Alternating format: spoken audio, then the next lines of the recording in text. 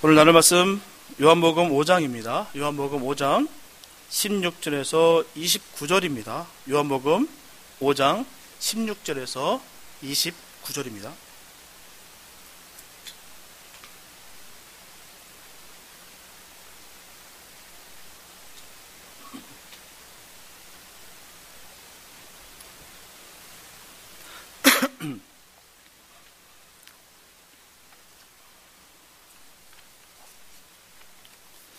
요한복음 5장 16절에서 29절 말씀, 주님의 귀한 말씀 봉독해 올려드립니다. 그러므로 안식일에 이러한 일을 행하신다 하여 유대인들이 예수를 핍박하게 된지라. 예수께서 저에게 이르시되 내 아버지께서 이제까지 일하시니 나도 일한다 하시매, 유대인들이 이를 인하여 더욱 예수를 죽이고자 하니 이는 안식일만 범할 뿐 아니라 하나님을 자기의 친아버지라 하여 자기를 하나님과 동등으로 삼으심이로라. 그러므로 예수께서 저에게 이르시되 내가 진실로 진실로 너에게 이르노니 아들이 아버지 하시는 일을 보지 않고는 아무것도 스스로 할 수 없나니 아버지께서 행하시는 그것을 아들도 그와 같이 행하느니라. 아버지께서 아들을 사랑하사 자기의 행하시는 것을 다 아들에게 보이시고 또 그보다 더 큰 일을 보이사 너희로 기이 여기게 하시리라. 아버지께서 죽은 자들을 일으켜 살리심같이 아들도 자기의 원하는 자들을 살리느니라. 아버지께서 아무도 심판하지 아니하시고 심판을 다 아들에게 맡기셨으니 이는 모든 사람으로 아버지를 공경하는 것 같이 아들을 공경하게 하려 하심이라. 아들을 공경치 아니하는 자는 그를 보내신 아버지를 공경치 아니하느니라. 내가 진실로 진실로 너에게 이르노니 내 말을 듣고 또 나 보내신 이를 믿는 자는 영생을 얻었고 심판에 이르지 아니하나니 사망에서 생명으로 옮겼느니라. 진실로 진실로 너에게 이르노니 죽은 자들이 하나님의 아들의 음성을 들을 때가 오나니 곧 이때라. 듣는 자는 살아나리라.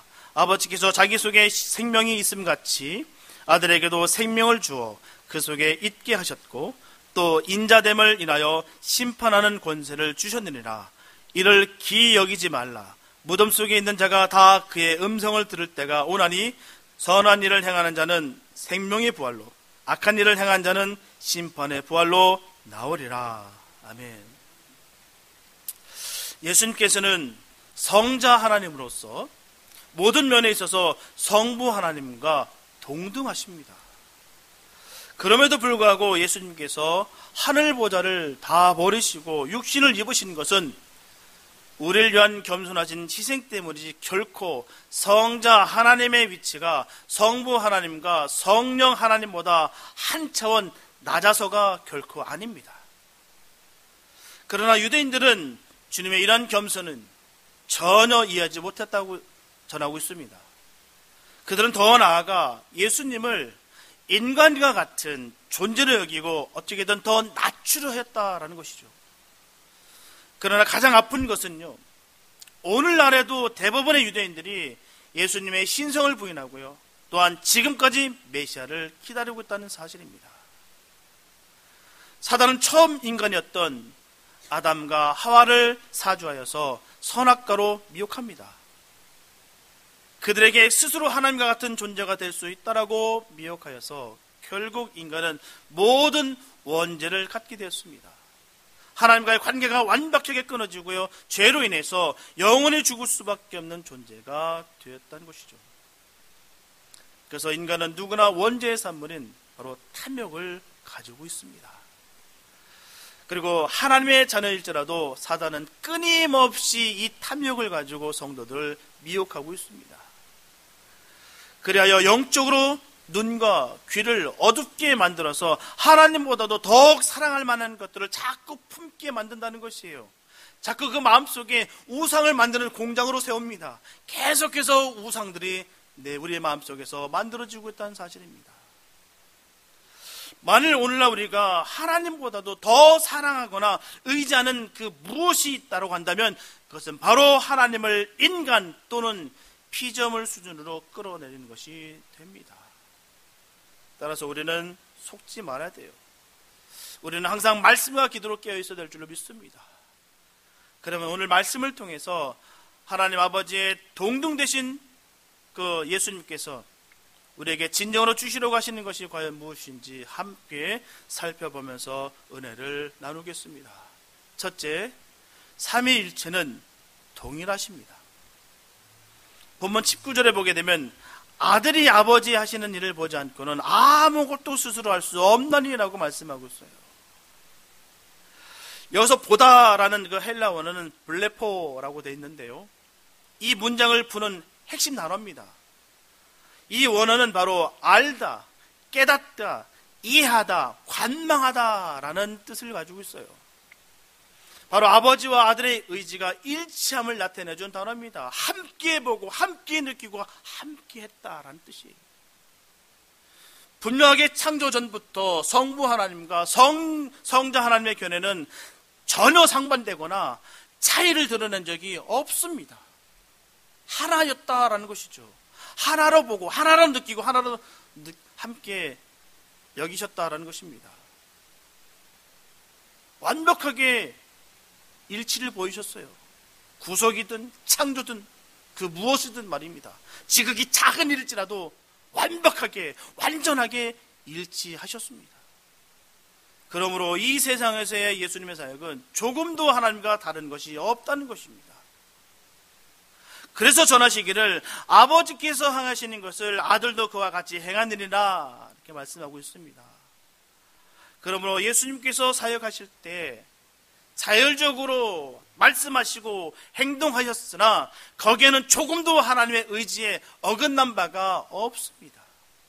그 모든 것이 다 하나님과 함께 하신 것입니다. 예수님께서 하신 말씀은 바로 하나님의 말씀입니다. 거기에는 전혀 반기를 우리가 들어서는 안 됩니다. 바로 하나님의 말씀이에요. 바로 하나님 되십니다. 성도는 주님의 그 말씀을 바로 새겨야 되는 것이에요. 하나님의 말씀을 말합니다. 모든 사역은 아버지에 대한 순종의 그것이었다는 것이죠. 본문 20절에 보게 되면 아버지께서 아들을 사랑하사 자기의 행하시는 것을 다 아들에게 보이시고 또 그보다 더 큰 일을 보이사라고 말씀하고 있어요. 여기서 보이시고 보이사라는 단어를 잘못 이야기한다면 아버지와 아들의 관계에 대해서 잘못된 해석을 할 수가 있습니다. 왜냐하면 아버지는 능동적이시고 아들은 수동적이기 때문입니다. 그래서 간접적이나마 아버지와 아들의 위치가 차이가 나는 것으로 생각할 수가 있기 때문입니다. 그러나 이것은 아버지와 아들의 위치가 차이가 난다는 표현이 아니에요. 절대로 아닙니다. 이 말씀은 바로 육신을 입으신 아들의 겸손하신 표현의 말씀인 것이에요. 그리고 아버지께서 당신이 하시는 일을 보이셨다라는 것은 바로 아버지와 아들 사이에 비밀이 없다라는 말씀을 나타내신 말씀이에요. 하나님과 예수님, 아버지와 아들, 비밀이 없다는 것이죠. 이것은 그보다 더 큰 일을 보이사라는 표현을 통해서 정확하게 알 수가 있습니다. 함께 더 큰 일을 보이사, 더 함께 보시고 함께 느끼셨다라는 것이에요. 그 틈이 없다는 것입니다. 아버지와 아들 사이에 숨기는 일이나 비밀이 하나도 없다는 것이에요. 결국 하나다라는 것입니다. 하나님과 예수님의 관계가 바로 이거예요. 비밀이 없다는 것입니다. 하나다는 것이에요. 우리도 주님께서 하신 일을 보고 그대로 행하라는 뜻입니다. 내가 아버지의 뜻을 그대로 이룬 것 같이 너희들도 그대로 행하라. 주님께서 말씀하고 계신 것입니다. 주님과 우리도 비밀에 없는 그런 관계가 되어야 될 줄 믿습니다. 하나님과 예수님이 비밀이 없듯이 우리도 주님과 비밀이 없어야 되는 것이에요.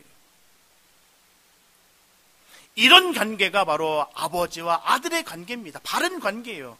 아버지가 아들을 속이고 숨기고 거짓말하고 아들이 아버지에 대해서 똑같이 그런 행동하는 것은 바른 관계가 아닙니다.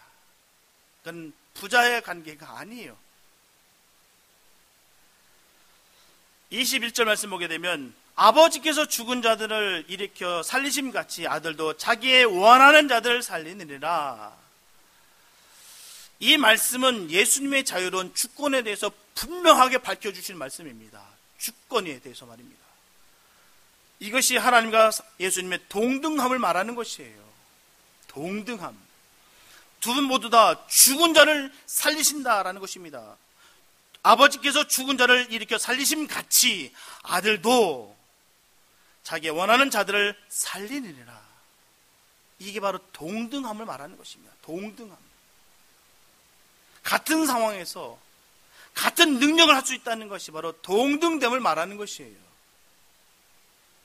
여기서 바리새인들이 광분하는 말씀이에요. 하나님의 이름을 도저히 거룩한 그 이름을 부를 수도 없는 그 유대인들이, 그 유대인들의 입장에서 매일 아도나이라고 부를 수 없는 그 입장에서 본인이 하나님의 아들이다, 친아들이다, 자기가 하나님이다, 동등되다라고 이렇게 여겼을 때 바리새인들은 바로 예수님을 죽여야 될 대상일 수밖에 없는 것입니다. 무지하기 때문이에요. 하지만 진리는 바뀔 수가 없습니다. 바로 예수님이 구주가 되시고 하나님 되십니다. 우리가 의료 기술이 없으면요, 완벽하게 그 시설이 갖춰져 할지라도 우리가 능력이 없기 때문에 못합니다. 요즘 우리 맹장 수술 같은 경우는 정말 수술의 축에도 못 깁니다. 너무 간단해요. 저도 맹장 수술해서 한 이만큼 정도 찢어진 부분이 있거든요. 수술한. 요즘은 그 찢지도 않습니다. 구멍을 잠깐 뚫어서 그게 시술해서 그 맹장을 제거합니다. 그런데 저는 그 완벽한 시설을 갖췄다 할지라도 못합니다. 그런 능력이 없어요. 의사들 입장에서는, 그것을 매일 하는 입장에서는 아무 일도 아닌 그것이, 우리는 특별히 우리 모두는 그런 기술이 능력이 없는 사람들은 못합니다. 아무리 완벽하게 세팅됐다 할지라도 못합니다. 하시는 일도 똑같고 하시는 능력도 같으시다라는 것입니다. 하나님과 예수님, 이 능력이 많은 것입니다. 그게 바로 동등됨이다라고 말씀하고 있는 것입니다. 사실 주님은 자신의 뜻을 행하려고 이 땅에 오신 것이 아니라고 분명히 전하고 있습니다. 아버지의 뜻을 행하려고 오셨어요. 요한복음 6장 38절과 39절 말씀 보게 되면 예수님께서 말씀하시기를, 내가 하늘로서 내려온 것은 내 뜻을 행하려 함이 아니요 나를 보내신 이의 뜻을 행하려 함이니라. 나를 보내신 이의 뜻은 내게 주신 자 중에 내가 하나도 잃어버리지 아니하고 마지막 날에 다시 살리는 이것이니라. 이처럼 예수님은 자유로운 주권을 가지고 계셨지만 분명하게 하나님의 뜻을 행하려 하셨다는 것이죠. 이게 너무나 귀한 말씀이에요. 따라서 예수님의 모든 사역은 수동적이셨어요. 하나님의 뜻을 이루기 원했다는 것입니다. 결국은요, 사람의 모양으로 나타나셨으며 자기를 낮추시고 죽기까지 복종하셨고요, 십자가의 죽으심이었습니다. 그러나 문제는 과연 예수님께서 아버지께 절대 수동적이었다고 해서 주권에 있어서도 수동적이었느냐 하는 것이에요. 결코 그게 아니라는 것입니다. 예수님께서 아버지에게 수동적 위치로 내려간 것 자체가 아버지의 강제에 의한 것이 아니라 바로 예수님의 주권에 의한 것이었기 때문입니다. 억지로 한 것이 아니라, 마지못해서 한 것이 아니라 주님의 주권으로 그 일을 감당하셨다는 것이죠. 빌립보서 2장 6절과 7절 말씀에 보게 되면 분명히 그 뜻을 전하고 있습니다. 그는 근본 하나님의 본뜻이나 하나님과 동등됨을 취할 것으로 여기지 아니하시고 오히려 자기를 비어 종의 형체를 가져 사람들과 같이 되었다라고 말씀하고 있습니다. 이처럼 예수님의 구속사역은 철저한 그분의 주권적 선택이었습니다. 예수님의 주권적인 선택이셨어요. 그리고 이처럼 그리스도께서 아버지께 수동적 위치로 내려가는 것은 이미 아버지와 모든 뜻이 일치하기 때문입니다. 함께 보시고요, 함께 천지 창조를 지으시고 모든 것을 함께 운행하실 때 주님께서도 그대로 보고 그대로 느끼고 그대로 행하려 했다라는 사실입니다. 이게 바로 일치감이고 이게 동등됨이라는 것이에요. 이게 바로 주님의 주권을 말해서 많은 것입니다. 주님은 강압적이고 억지로 하나님의 뜻을 이루시는 것이 아닙니다. 마지못하는 것이 아니에요. 우리를 사랑하시기 때문에 하시는 것입니다. 그래서 이 사랑이 너무나도 귀한 거예요. 정말 우리를 사랑하셨기 때문에 이 모두를 감당하셨다라는 것입니다. 우리가 기억해야 될 것은요, 순종과 자유에 대한 명확한 정의가 있어야 돼요.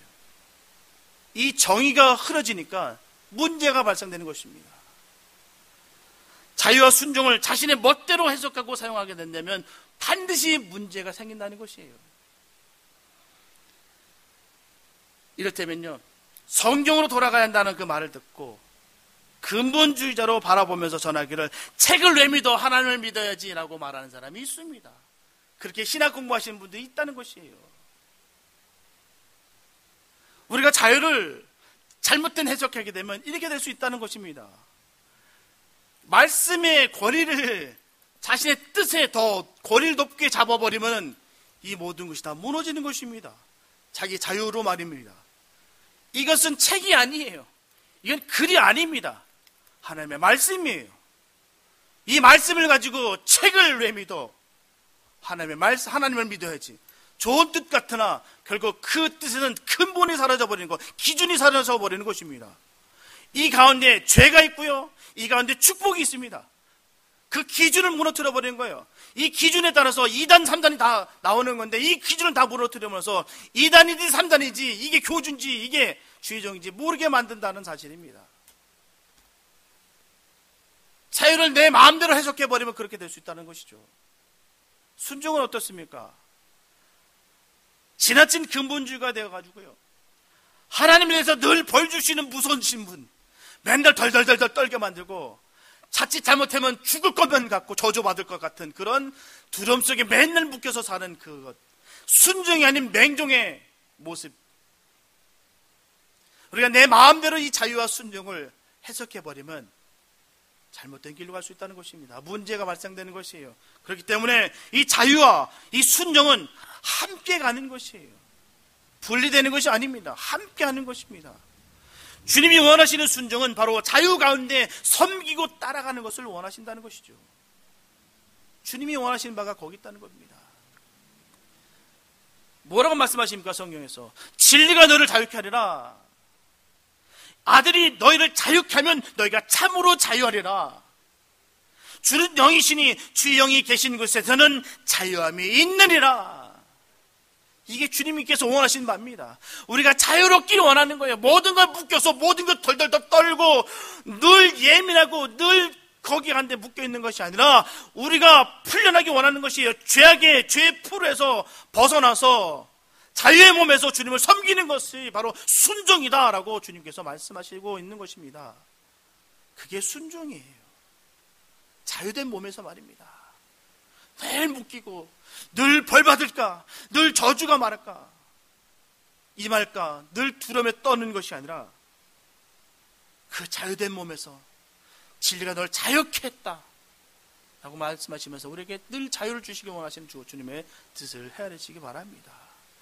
빌레몬서 1장 14절을 말씀 보게 되면 다만 내 승낙이 없이는 내가 아무것도 하기를 원치 않으니 이는 너의 선한 일이 억지같이 되지 아니하고 자유로 되게 하려 함이노라.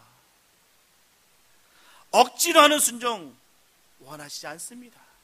억지로 하는 것 주님께서 결코 바라시지 않습니다. 한국말에 그런 말이 있어요.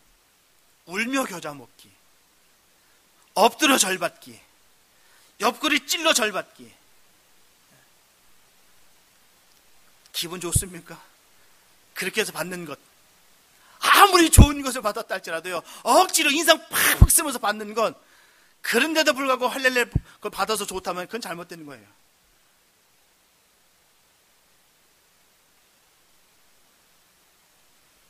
아무리 좋은 것을 받는다 할지라도요, 기분이 좋지 않습니다. 억지로 하는 것, 억지로 받는 것, 자신 마음대로 할 수 있는 가운데 섬김의 자리와 사랑의 자리로 가기를 바라신다는 것입니다. 우리 주님이 원하시는 바가 거기 있다는 것이에요. 자유로운 가운데 주님께서 몸소 사랑을 보여주셨습니다. 자유로운 가운데, 주권 있는 가운데 내가 너희를 사랑하기 때문에 내가 이 땅에 왔노라 라고 말씀하고 계신 것이에요. 우리도 그런 역사가 우리 삶에 있게 되시길 바랍니다.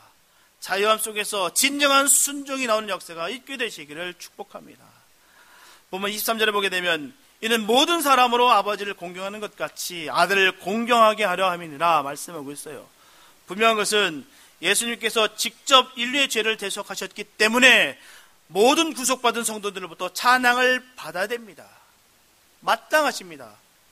사실 예수님께서 인류를 위해서 십자가에 달려 돌아가시지 않으셨더라도 주님은 마땅히 하나님과 같이 찬양을 받으셔야 됩니다. 본문은 그것을 우리에게 가장 명확하게 또한 확실하게 가르쳐주고 있는 것이에요. 심지어 예수님께서는 아들을 공경치 아니한 자는 그를 보내신 아버지를 공경치 아니하느니라고까지 말씀하셨어요. 만일 오늘날 우리가 예수님을 구주로 모셔드리지 않는다면 그것은 바로 하나님 아버지를 모셔드리지 않는 것입니다. 그러므로 주님은 단순히 아버지의 전권 대사로 오신 분이 아니라 아버지의 마음과 주권과 영광을 가지고 오신 분이십니다. 바로 그분이 하나님 되세요. 그분이 바로 예수님이 되십니다. 마지못해 오신 주님이 아닌 우리를 너무나도 사랑하셔서 오신 그 주님을 바로 믿고 섬기시게 되시기를 예수님의 이름으로 축복합니다. 둘째, 하나님과 예수님, 성령님은 동일하게 영생을 주시기 원하세요. 성도에게 영생이 된 문제는 복음이 추구하는 궁극적인 목표입니다. 오늘 본문에서 하나님 아버지와 아들과의 관계를 말씀하시던 그 예수님께서는 자신과 인간과의 관계에 있어서 궁극적인 문제는 바로 영생이 된 것이다 라고 분명히 말씀하고 계십니다. 영생. 그렇다면 영생이란 과연 무엇이겠습니까?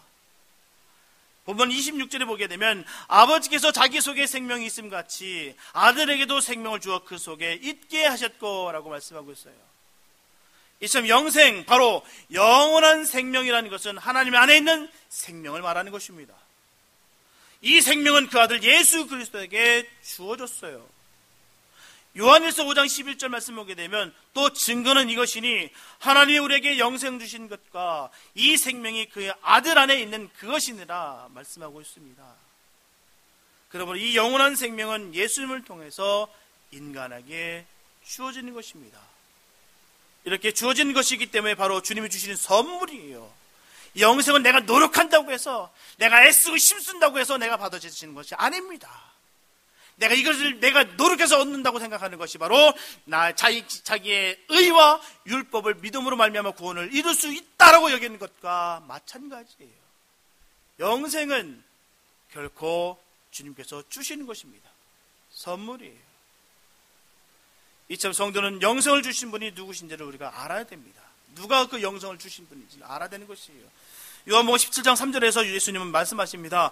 영생은 곧 유일하신 참 하나님과 그의 보내신 자 예수 그리스도를 아는 것이니라. 이처럼 영생이라는 것은 하나님과 그 보내신 자 예수 그리스도를 아는 참된 지식입니다. 세상 지식으로는 절대로 주님을 알 수가 없어요. 또한 영접할 수도 없습니다. 세상 지식으로는 살 수 있는 것이 아니에요. 구주가 되신 주님을 알 수 있다는 것이 바로 축복 중에 축복입니다. 이 가치를 안다는 것이 얼마나 귀한지 몰라요. 영생을 내가 얻기에 이 가치를 모른다는 것입니다. 그래서 영생에 대해서 우리가 아는 것이 참 중요한 것이에요. 그렇다면 영생을 어떻게 얻겠습니까? 첫째, 예수 그리스도의 음성을 들어야 됩니다. 본문 24절 말씀 보게 되면 내가 진실로 진실로 너에게 이르노니 내 말을 듣고 라고 말씀하고 있어요. 내 말을 듣고. 이처럼 예수님의 말씀은 하나님의 마음과 의지의 표현입니다. 이렇게 하나님의 마음과 의지는 바로 인간을 구원하는 것이에요. 그러므로 예수님의 말씀은 인간의 구원을 선포합니다. 바로 이것이 복음입니다. 인간은 그 복음을 들음으로 말미암아 구원을 얻고요, 영원한 생명을 얻습니다. 로마서 1장 6절을 보면 이 복음은 모든 믿는 자에게 구원을 주시는 하나님의 능력이 됨이라. 그 능력을 받으시기 바랍니다. 그 음성을 늘 기울여 받으시기를 바랍니다. 둘째, 예수 그리스도를 보내신 하나님을 믿어야 됩니다. 본문 24절에 보게 되면 또 나 보내신 이를 믿는 자는 영생을 얻었고 라고 말씀하고 있어요. 이렇게 우리가 예수님을 믿는다는 것은 동시에 주님을, 우리에게 보내신 하나님을 믿는다는 뜻입니다. 그 믿음은 예수 안에 있는 생명을 얻게 하고 그것은 동시에 하나님으로부터 생명을 얻게 하는 것입니다. 골로새서 3장 3절에 보게 되면 너희 생명이 그리스도와 함께 하나님 안에 감추었음이니라 라고 말씀하고 있습니다. 그러므로 우리의 영원한 생명은 그리스도와 함께 하나님 안에 보존되어 있습니다. 분명하게 영생은 성도로서 반드시 받아야 되는 것이에요. 시간을 두고 여유 있을 때 천천히 받는 것이 아닙니다. 그 어느 것보다도 긴박하게 받아야 되는 것이 바로 영생입니다. 그래서 영생을 얻는 시기는 다른 때가 아닙니다. 바로 지금입니다. 지금 받는 것이에요. 본문 25절에 보게 되면 죽은 자들이 하나님의 아들의 음성을 들을 때가 오나니 곧 이때라. 듣는 자는 살아나리라. 그런 역사가 있게 되시길 바랍니다. 이처럼 영원한 생명을 얻는 시기는 예수 그리스도의 복음을 듣고 그것을 믿는 때입니다. 분명하게 영생은 사후에 얻는 것이 아니에요. 죽음 이후에 얻는 것이 아닙니다. 바로 우리가 이 세상에 살아가는 동안에 받아야 되는 것이 바로 영생인 것이에요. 죽음 위에 받는 것은 늦습니다. 받을 수가 없습니다. 이 영원한 생명은 거듭날 때 비로소 얻는 것이에요. 내가 거듭났다고 했는데 영생이 없는 것과 내가 영생이 있다고 하면서 거듭나지 않은 것은 말이 안 됩니다. 거듭났다고 하면 영생이 받은 것이고 영생을 받았다면 거듭남의 증거가 있는 것입니다. 그런 증거가 있게 되시길 바랍니다. 입으로만 말로만 우리가 거듭났다 영생이 있다라고 하는 것이 아니라 삶을 통해서 우리가 분명히 증거가 되어야 되는 것이에요. 비록 영생을 받았다 할지라도 이 땅에 살아가고 있기 때문에 우리가 많은 제약과 교육을 받을 수밖에 없습니다. 우리는 육신을 입고 사회의 구성원으로 일원이기 때문에 거기에 묶일 수밖에 없어요. 하지만 아무리 심히 겪고 고통에 따른다 할지라도 우리 영생을 받고 간직해야 되는 것은 최종 목표가 되는 바로 천국인 것이에요. 아무리 힘들고 어렵다 할지라도 우리가 영생을 부여잡고 가는 것은 바로 천국 가기 위함입니다. 우리가 왜 이 자리에 나와 있습니까? 내가 왜 주님을 믿어야 됩니까? 결국은 천국이에요. 천국 못 가면 꽝입니다. 내가 아무리 많은 사역을 많이 감당했다 할지라도 내가 많은 역사를 했다 할지라도 내 안에 영생이 없고 내가 거듭남이 없고 내가 천국 가지 못한다면 내가 구원받지 못한다면 아무것도 아닙니다.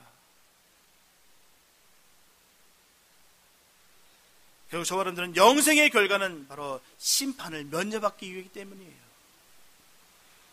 본문 24절에 보면 심판에 이르지 않으니 사망에서 생명으로 옮겼느니라 라고 말씀하고 있어요. 이처럼 영생을 얻는 사람은 하나님의 심판에 이르지 않는다는 말씀이에요. 여기서 심판에 이르지 아니한다는 말씀은 하나님 앞에서나 또 성도나 불신자나 할 것 없이 모든 자들이 하나님 앞에 다 심판을 받게 됐다라는 것입니다.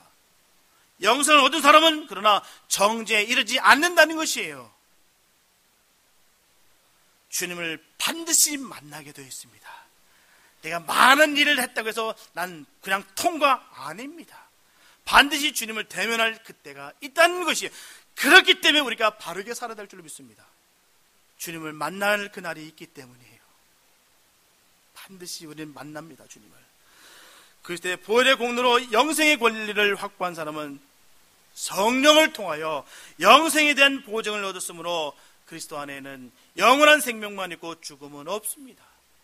생명은 죽음을 철저하게 거부합니다. 그리고 심판 때에 정죄받지 않습니다. 자, 여러분들은 사망에서 생명을 옮기는 것에 대해 감사와 감격과 은혜가 넘치시게 되시기를 축복합니다. 셋째, 성도는 부활의 은혜가 있어야 됩니다. 하나님께로부터 생명을 받은 성도라면 하나님께서 주시는 능력의 역사가 나타나야 되는 것이에요. 그래서 주님께서는 요한일서 1장 1절에서 분명히 말씀하시기를 태초부터 있는 생명의 말씀에 관하여는 우리가 들은 바요 눈으로 본 바요 주목하고 우리 손으로 만진 바라 말씀하고 있습니다. 그래서 성도는 주님께서 그 생명이 되시고 또한 그 주님을 영적으로 보고 만질 수 있어야 된다는 것이에요. 그게 바로 성도의 생명받은 자의 모습인 거예요. 주님을 만나고 만지고 목도할 수 있는 것, 영적으로 말입니다. 그런 역사가 있게 되시기 바랍니다. 이런 성도에게 심판에서 자유가 보장되는 것이에요. 따라서 주님은 유대인들에게 전하시기를 내가 바로 너희가 기다리던 희망의 인자다. 바로 구세주니 내 말을 들으라 말씀하신 것이에요. 그러니 주님께서는 자신을 하나님과 동등됨을 삼는 것이 조금도 죄될 것이 없다라고, 또한 귀히 여길 이유도 없다라고 말씀하고 있는 것입니다. 이게 영생 받은 자들만이 아는 것이에요. 우리 주님이 구주가 되신다는 것. 영생이 없으면 우리 주님이 구주가 되신 것, 하나님과 동등됨을 입었다는 것을 우리가 알 수가 없다는 것입니다. 우리가 영생을 받았기에, 영생이 내 안에 생명이 있기에 우리가 알 수가 있는 것입니다. 그러므로 성도가 거듭났다고 하는 것은 예수님이 바로 하나님이시라는 것과 육신을 입고 이 땅에 오셔서 십자가 고난을 다 당하시고 부활의 역사로 말미암아 우리도 주님과 함께 부활한 것을 믿는 것, 이게 바로 믿는 것입니다. 이게 거듭남의 증거예요. 내가 그냥 믿는다 말로만 믿는다가 하는 것이 아니라 그 주님이 나의 구주가 되어주시고 나의 생명이 되어주시고 주님이 하신 모든 말씀 내가 믿습니다, 내가 행하겠습니다 라고 하는 것이 바로 믿음인 것이에요. 그냥 믿는 믿음, 말로 하는 믿음이 아닙니다. 이 모든 것이 다 믿어지는 것이 믿음이라는 것이에요. 그분이 우리를 구원해 주시는 믿음, 주님으로 믿는 것이 바로 믿음입니다. 이런 믿음이 없이는 어느 누구도 구원을 받을 수가 없어요. 어떤 방법도 없습니다. 이것을 믿을 때 우리가 구원이 있는 것입니다. 주님은 이것을 우리에게 주신 것이에요. 그래서 우리는 언제나 이 말씀 앞에 늘 질문하고 점검할 필요가 있습니다. 정말 내가 주님을 믿느냐? 정말 믿는 가운데 있는가? 분명한 사실은 오직 주님입니다. 오직 예수예요. 예수 외에 구원은 없습니다. 세상 사람들이 하나가 되자, 내 신도 믿고 네 신도 같이 하나가 되자, 그러니 서로 핍박하지 말자, 그렇게 회유하고 책망하고 공격해 들어옵니다. 그래서 끝내 우리는 지켜야 될 것은 그들을 미움의 대상, 증오의 대상, 우리가 죽여야 대상이 아니라 전도의 대상, 영혼을 건져내야 될 대상, 안타까운 대상으로 여기며 우리가 하나됨이 아니라 주님의 복음을 전한 자 되기 원합니다. 우리는 결코 주님의 이 귀한 말씀을 버릴 수가 없습니다. 오직 구원은 주님밖에 없어요. 오직 예수입니다. 예수 믿어야 구원이 있는 것이에요. 내게 이런 믿음이 있는지 늘 점검하는 우리가 됐으면 참 좋겠습니다. 정말 내가 주님을 믿는지. 그래서 언제나 세상의 소리에 집중하기 앞서서 주님의 음성 듣기를 구해야 될 줄로 믿습니다. 본문 28절의 말씀 보게 되면 무덤 속에 있는 자가 다 그의 음성을 들을 때가 가까이 온다라고 하셨어요. 이것은 육신을 입고 오신 예수를 하나님 아들로 인정하고 예수님을 말씀을 듣는 이들은 이 땅에서도 영생을 누리지만 창창을 주님의 나라에서도 선한 부활로 부활하게 될 것이다 라고 분명히 말씀하고 계십니다. 이는 누구든지 오늘 전세에서 육신은 오신 하나님의 음성을 자신의 삶의 절대적 음성으로 여기고 순종하는 자가 바로 내세에서도 의와 평강과 영광으로 보상받을 것이다 라고 주님이 약속하고 계십니다. 그러므로 본문 29절에 나오는 악한 일을 행한 자는 심판의 부활로 나오리라는 이 말씀은 유대인이면 모두 내세는 무조건 심판받지 않는다라고 여겼던 그 시대를 바라보시고 주님께서는 책망하신 것이에요. 내세에 죽음 이후에 분명히 심판이 있다, 분명히 보상이 있다, 분명히 이 말씀을 그들에게 던진 말씀입니다. 우리 또한 그 말씀을 점검해야 될 줄 믿습니다. 한 번 구원은 영원한 구원 아닙니다. 믿음에 탈락될 수 있다는 것이에요. 날마다 죽노라, 구원을 내가 이룬다 말씀하셨습니다. 이뤘다 얘기하는 것이 없어요. 성경은 이뤘다 말씀하셨던 것이 아니라 구원을 이룬다라고 분명히 전하고 있습니다. 매일매일 우리가 성화되는 것이죠. 매일매일 주님 가운데 내가 주님과 십자가의 못을 박는 것입니다. 주님과 함께 부활하는 것이에요. 오늘 내가 온 마음 다해 주님을 사랑하지 아니하고 진리를 사랑하지 않는다면 내일 심판의 자리에 있게 될 것입니다. 그렇기 때문에 우리는 반드시 주님과 함께 그 복된 길을 걸어가야 되는 것이에요. 사랑하는 성도 여러분, 저와 여러분들은 주님 주시는 영생을 받아서 살아야 될 줄 믿습니다. 반드시 영생을 받아야 되는 것이에요. 그 영생을 감사와 감격으로 꼭 받아야 될 줄 믿습니다. 예수님께서는 하나님과 동등하신 분인데도 불구하고 육신을 입으시고 겸손하게 고난을 받으신 것은요, 다른 뜻이 아닙니다. 저 여러분들에게 그 영생을 주시기 위해서 그 모든 것을 감당하셨다는 사실입니다. 이게 얼마나 값지고 얼마나 감사가 넘치는지요. 이 은혜만 있으면요, 우리가 언제라도 감사 기쁨이 넘칩니다. 이걸 까먹기 때문에 우리가 늘 초조한 거예요. 늘 불안한 겁니다. 늘 우리가 두려운 것입니다. 그 사랑을 깨닫기시 바랍니다. 그 주님의 사랑을 늘 기억하시기 바랍니다. 분명히 주권이 계신 그분인데도 불구하고 그 모든 것을 다 내려놓으시고 주님의 뜻과 의지에 따라서 이 땅에 오신 것이에요. 바로 저 사람들에게 영생을 주시기 위해서 오신 것입니다. 요한복음 11장 25절과 26절에서 분명히 예수께서 전하십니다. 예수께서 가라사대 나는 부활이요 생명이니 나를 믿는 자는 죽어도 살겠고 무릇 살아서 나를 믿는 자는 영원히 죽지 아니하리니 이것을 내가 믿느냐? 믿는 역사 있게 되시기 바랍니다. 주님께서 그 말씀을 계속 우리에게 묻고 계세요. 너 이 말씀 믿느냐? 믿느냐? 늘 아멘으로 화답하시기 바랍니다. 분명히 주님께서 우리에게 주신 영생으로 우리는 이미 부활했습니다. 결코 이 세상의 삶이 끝이 아니에요. 바로 새로운 시작입니다. 부활의 신앙으로 날마다 승리하시기를 바랍니다. 하나님을 전적으로 신뢰하는 성도들에게 하나님은 결코 실망시키지 않으시고 실패시키지 않으십니다.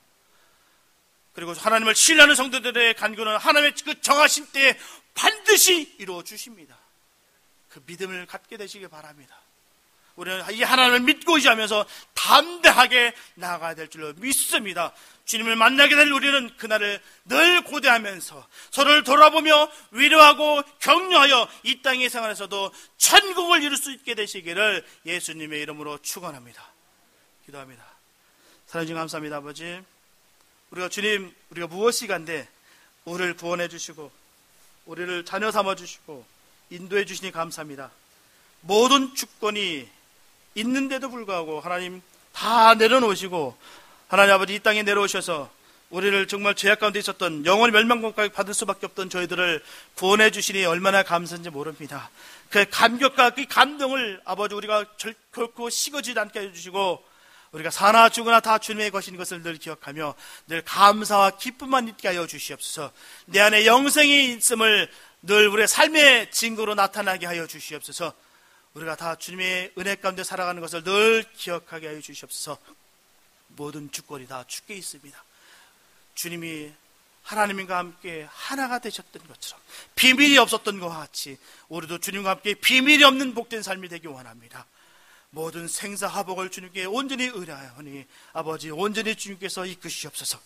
늘 겸손하게 주의 뜻을 따라가는 복된 우리 되기 원합니다.